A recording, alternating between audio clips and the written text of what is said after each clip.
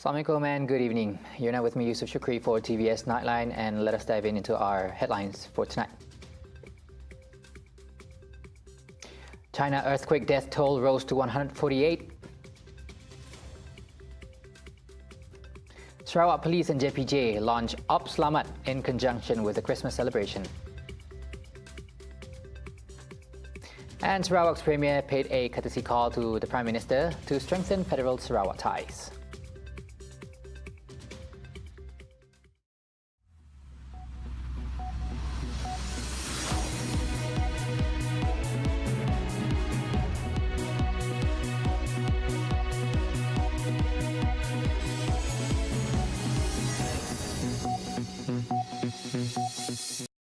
Our top story for tonight. The toll from China's deadliest earthquake in years rose to 148 on Friday, state media reported, as authorities turned their attention to resettling thousands of people displaced by the disaster. The quake, which struck northwest China just before midnight on Monday, has killed at least 117 people in Gansu province and 31 in neighboring Qinghai, according to Xinhua news agency. More than 139,000 people have been moved to emergency shelters across the two provinces, according to state broadcaster CCTV, which said rescuers in Gansu were fully shifting the focus of their work toward resettling affected populations and treating the injured. But emergency response teams were still searching for trapped victims in Qinghai on Friday morning, according to CCTV. People were buried alive in Qinghai's Zhongchuan township on Tuesday after a sand boil, a phenomenon that can occur during an earthquake when soil liquefies and forces sand and water out of the ground. The quake was China's deadliest since 2014, when more than 600 people were killed in southwestern Yunnan province. Almost 1,000 were injured across the two provinces after the shallow tremor on Monday, measured at 5.9 by the U.S. Geological Survey. Dozens of smaller aftershocks followed. The Sarawak Police and Road Transport Department JPJ are conducting Op Selamat from today until December 28th in conjunction with the Christmas celebrations involving road and river transport users. Police and JPJ launched the collaborative effort today to ensure the safety of the people returning to their hometowns for the holidays. And Sarawak Deputy Police Commissioner DCP Dato' Ibrahim Darus said 750 police personnel from various branches and departments are involved in the operation, which also aims to ensure that the houses left vacant during the festive season are safe. Selamat ini adalah kali ketiga diadakan di kontingen Sarawak pada tahun ini, selepas Op Selamat Hari Raya Aidilfitri dan Tahun Baru Cina. Operasi ini bertujuan untuk menurunkan kadar kemalangan jalan raya di negeri Sarawak dan di sepanjang tempoh perayaan ini. Itu juga pameran-pameran akan diberi tumpuan dengan menggerakkan elemen pasukan polis marine bagi memantau pergerakan di perairan bagi daerah-daerah yang menggunakan pengangkutan air seperti Sibu, Kapit, Song, Balaga, Konawit dan Tatau, serta lain-lain daerah yang banyak menggunakan laluan air. Meanwhile, police also reminded those wishing to return to their hometowns to fill out a form that can be downloaded from the PDRM website or traffic portal. The Premier of Sarawak, Dato' Patinggi Tan Sri Abang Johari Tunopeng, paid a courtesy call to the Prime Minister, Dato' Sri Anwar Ibrahim, earlier today, which saw both leaders agreeing to strengthen cooperation between the state and the Federation. And according to his official Facebook page, Anwar said cooperation in the field of green energy and growing opportunities for new investments in Sarawak and the peninsula were among the topics discussed in the meeting.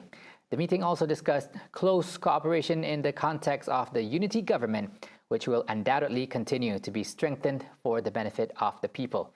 And more recently, in Anwar's cabinet reshuffling, Deputy Prime Minister Dato' Sri Fadilah Yusof was appointed as the Energy Transition and Public Utilities Minister and also the Minister responsible for Sabah and Sarawak Affairs. Previously, Fadilah was the Plantation and Commodities Minister.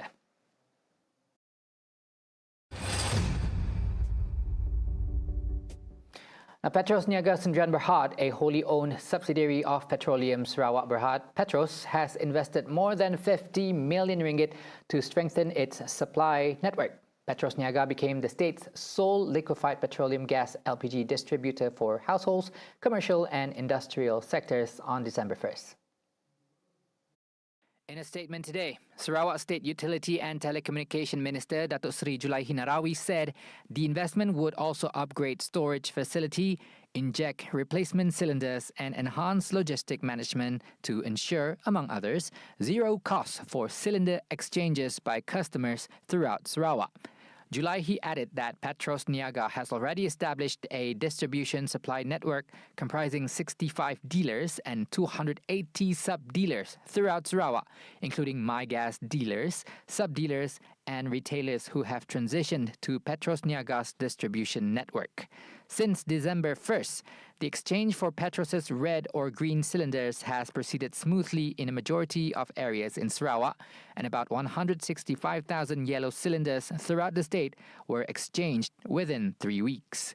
This represented over 50% of the expected exchange, surpassing the targeted 3-month period for this exchange. Under the Sarawak Distribution of Gas Ordinance, no person or business shall distribute or carry out any LPG-related activities, including the sales of LPG in Sarawak, without a valid license issued under the ordinance. Now, Trinikan Sarawak Sendirian Berhad is conducting research on plastic waste decomposition using the pyrolysis technique to tackle landfill issues in the state. And the study, in collaboration with a Singaporean company, is aimed at exploring innovative solutions for managing plastic waste. Pyrolysis. So plastik kita akan diantar ke Singapura, akan diuruskan oleh satu syarikat Shell dan dibakar di dalam incinerator besar di Singapura yang sebesar sebuah pulau di Singapura. InsyaAllah sedang study. We are still doing the study to manage our plastic waste. Hazlan spoke during the prize presentation for the 3K competition held by the Kuching North City Commission DBKU. Pyrolysis is a technique where plastic materials are decomposed using heat without the presence of oxygen that breaks them into reusable materials including oil, wax and gas. Additionally, his ministry is currently developing the waste-to-energy WTE system to manage waste more efficiently. Various WTE strategies were drafted and several programs have been held in Sarawak to turn waste into energy that will benefit the people economically. At the same time, Hazlan revealed that the state government was successful in seizing 5 large containers of plastic waste that were smuggled illegally to be dumped in Kuching several months ago. Investigations are currently being undertaken to uncover the mastermind behind the crime. The Ministry of Tourism, Arts and Culture, or MOTAC, in collaboration with the Sarawak government and the Bintulu Administrative Office, will organize MOTAC at Bintulu program from December 29th to the 31st. In a statement today, MOTAC said that the program would take place at Lapang Lasar Kenyalang, or the old airport site in Bintulu. The MOTAC at Bintulu event will also showcase the Craft Borneo Kita Festival, which will run until January 7th, involving 75 local craft entrepreneurs from Sarawak, Sabah and Peninsular Malaysia, specializing in textiles, forest products, agricultural products, metal products and various crafts. In addition, the event will host various food and beverage stalls with 100 booths, accompanied by stage performances featuring a diverse range of exciting activities such as dance performances, singing, buskers and local bands. Minister of Tourism, Arts and Culture, Datuk Seri Tiong King Sing, will officiate the event on December 31st at 8 p.m.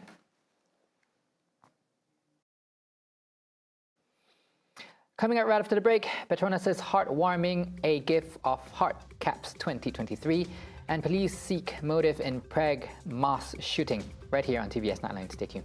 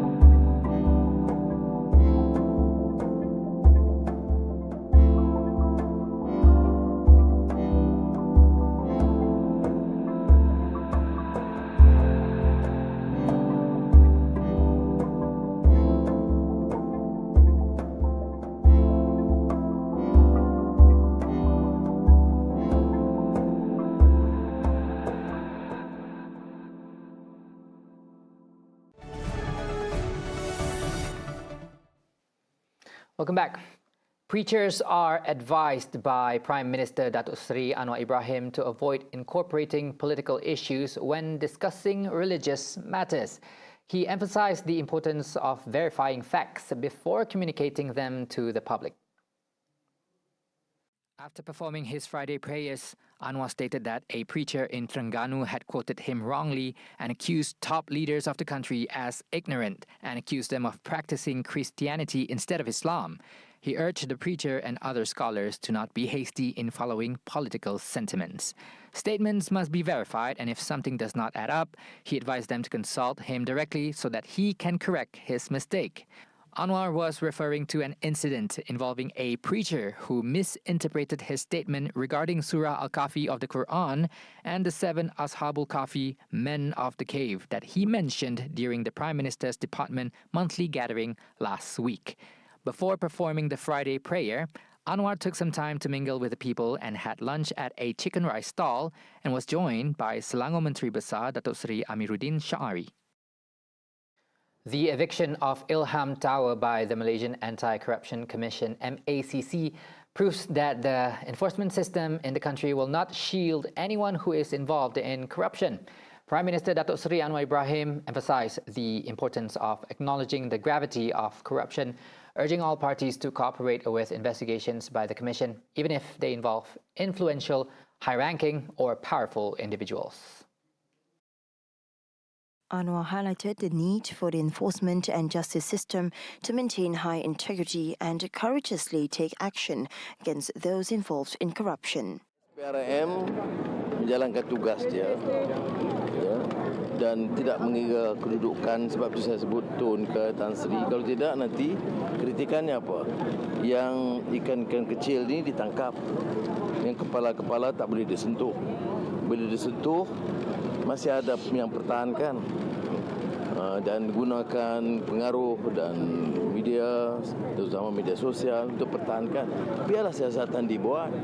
Anwar urged the public not to speculate whether the government has ulterior motives when investigations are carried out on influential individuals.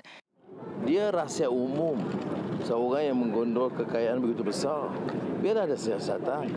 Jadi supaya pemimpin jangan dilihat sebagai melindungi perasaan-perasaan besar.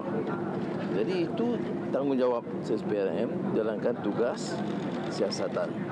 Dan jangan buat tafsiran. Setiap kali kita sentuh orang besar, maknanya ada muslihat. Jadi kalau orang kecil yang ribuan kita sentuh, tak ada apa-apa. Jadi sistem apa macam tu. The eviction notice for Ilham Tower was produced on December 18th, acknowledged by Deputy Prosecutor of MACC, Ahmad Akram Garib, and was published on an online news portal on Thursday.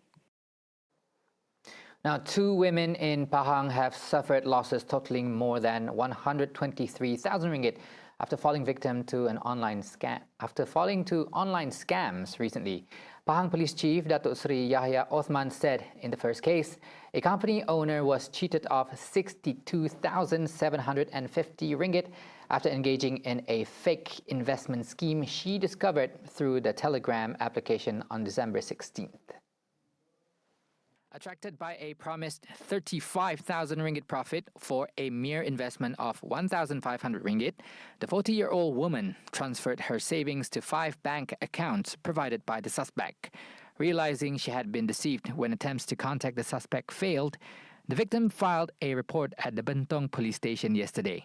In a separate case, a 33-year-old homemaker lost 61,192 ringgit and 30 cents after falling for a bogus job offer on Facebook on December 10th.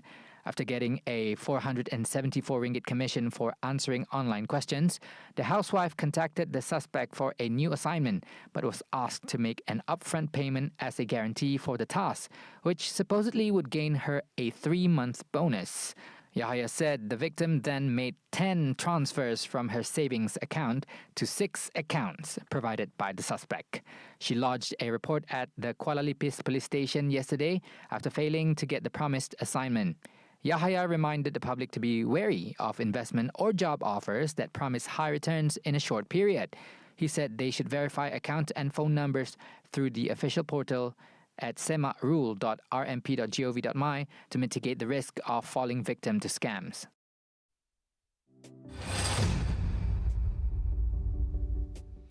Now, Petronas concludes 2023 with the heartwarming festive film Bingkisan Hati, or A Gift of Heart.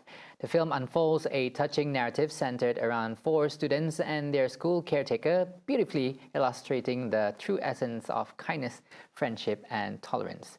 Through themes of self-discovery, friendship, and reconnection, the film encapsulates the spirit of the season's greetings and anticipations for the upcoming new year. Crafted by the acclaimed local filmmaker Quetio and the theme Roots of Our Future, the film revolves around 4 school students, Hannah, Alice, Jeff, and Shazwan, and their school caretaker, Auntie Cecilia. Despite encountering conflicts, the characters embark on a journey of self-discovery, resilience, and positive transformation, embodying the spirits of Petronas' festive offering. General Manager of Communications Management Department, Group Strategic Relations and Communication at Petronas, Muhammad Fazli Ibrahim, said the film was set to honor the year of 2023 with a sense of gratitude and a celebration of joy of creating connections with each other along the year. Embark on the enthralling bond between Hannah, Alice, Jeff, Shazwan, and Auntie Cecilia in A Gift of Heart, available on Petronas' official YouTube and Facebook channels starting 22nd December 2023.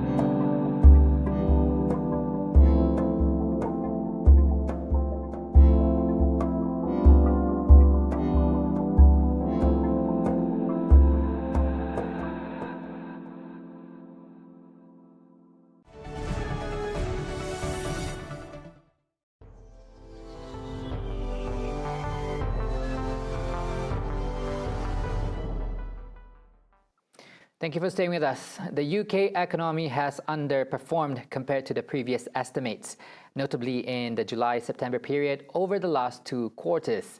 And according to the Office of National Statistics, ONS, the UK's gross domestic product GDP fell by a revised 0.1% against the zero growth initially estimated. Flatlined during the second quarter of the year after prior estimates showed 0.2% growth, raising the risk of the country dipping into a recession. Industries including film production, engineering and design, and telecommunications showed a weaker performance during the third quarter than the ONS initially thought. ONS's Director of Economic Statistics, Darren Morgan, stated that data collected from their monthly survey and value-added tax VAT returns show the economy has performed slightly less in the last 2 quarters than ONS's initial estimation. Despite this, UK's Chancellor Jeremy Hunt said the economic outlook should not be dampened. He said the medium-term outlook for the UK economy is far more optimistic than what the numbers suggest. UK has seen inflation fall this week, and the Office for Budget Responsibility (OBR) expects the measures in the autumn statement, including the largest business tax cut in modern British history that could potentially deliver the largest boost on record. More predictions by economic analysts said that if UK's GDP falls between October and December, it will face an inevitable recession, which can be defined as 2 consecutive quarters of negative growth. Czech authorities sought a motive Friday in a student's gun attack that killed 13 people at a Prague university, where tearful mourners have lit a sea of candles to grieve for the victims. The gunfire that took place on Thursday at the Charles University's Faculty of Arts sparked frantic scenes of students running from the attack that was the Czech Republic's worst shooting in decades. A makeshift memorial of hundreds of candles flickered outside the university on Friday as police pursued the investigation at the campus in Prague's historic center. The gunman, a 24-year-old student, killed himself after the attack after shooting dead 13 people and wounding 25 others. Interior Minister Vít Rakusan told public broadcaster Czech TV, revising down a previous toll of 14 victims. He added that 3 of the wounded were foreigners. The Dutch Foreign Ministry said earlier one of them was a Dutch national. All the victims were killed inside the building, and at least some were the gunman's fellow students. Rakusan had said earlier that there was no link between the shooting and international terrorism and that the student acted on his own. Although police said there was no longer any imminent threat, they were still guarding selected sites, including schools, on Friday as a preventive measure and a signal, "We are here." The government has declared a national day of mourning on Saturday, with flags on official buildings to be flown at half-staff and people asked to observe a minute's silence at noon. More international affairs. Former Pakistan Prime Minister Imran Khan was granted bail Friday in a case alleging he leaked state secrets, lawyers said. But he remained behind bar on other charges with an election due in February. Khan, detained since August, alleged the powerful military is colluding with dynastic parties which have long dominated Pakistan to crush his populist movement and prevent him standing for office. The 71-year-old has been pummeled by a barrage of legal cases since being ousted in April 2022 after falling out with the top brass, and has twice been jailed. Prosecutors alleged the pair mishandled a diplomatic cable sent by Pakistan's ambassador to the United States. Prosecution for the alleged offence took place inside jail, and a trial began in private until legal challenge forced the court to restart proceedings with observers present. Khan's Pakistan Tehreek-e-Insaf (PTI) party said he remains incarcerated over numerous separate graft cases, with a scant chance he will leave prison to contest elections due February 8. Hugely popular, Khan rose to power in 2018 with the backing of the army, but when he was ousted by a parliamentary no-confidence vote, he claimed generals had conspired with Washington to end his term. In the months after he was ousted, Khan was able to draw vast crowds at rallies where he waged an unprecedented campaign of defiance against the military.